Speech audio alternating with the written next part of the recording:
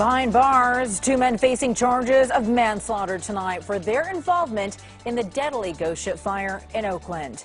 Hello and welcome. I'm Veronica Dela Cruz. Tonight, a new mugshot of Derek Almina, the man who ran the ghost ship.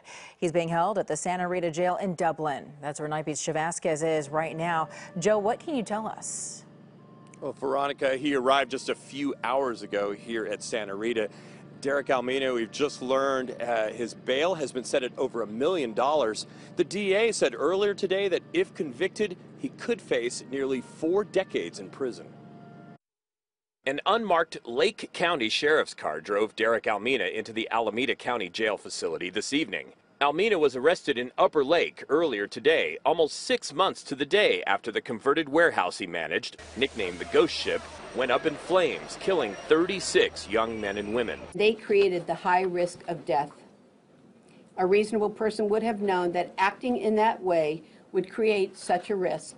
The Alameda County District Attorney announced the charges today against Almina and another man, Max Harris, 36 counts of involuntary manslaughter. Almina was the master tenant who rented space out to artists. Harris called himself the warlord of the ghost ship. The DA says Almina and Harris lied to the police and fire departments about how they allowed people to live at the ghost ship. She also accused them of holding illegal, unpermitted events with large groups of people. And on the night of the fire, the district attorney says the men purposefully blocked a second-story exit. The paying guests at the event were faced with a nearly impossible labyrinth of the defendants making to get out of that building. Almina and Harris's actions were reckless, and they created the high risk of death. What it depends on is whether or not the danger was something that's easily observable by regular folks. KPIX 5 legal analyst Tony Brass says the key is how obvious it was that fire exits were blocked. But if it was inaccessible, most regular folks would walk by that and say, wait a minute, isn't that a fire hazard? And that's the kind of thing that can form the basis of involuntary manslaughter. Travis was the best man at my wedding. He was my best friend. Eric Bateman was also in the same band with Travis Huff and Chelsea Faith.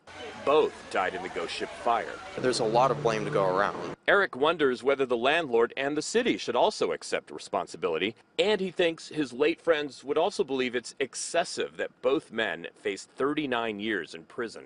I just don't think that sending somebody to jail for 40 years is going to make the world a better place.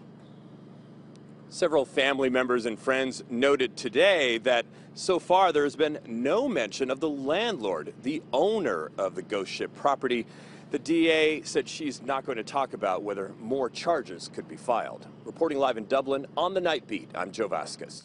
Tonight, Oakland Mayor Libby Schaaf had this to say, quote, "I applaud the charges filed today because they send a clear message. You won't get away with making a profit by cramming people into dangerous spaces or failing to maintain safe living conditions."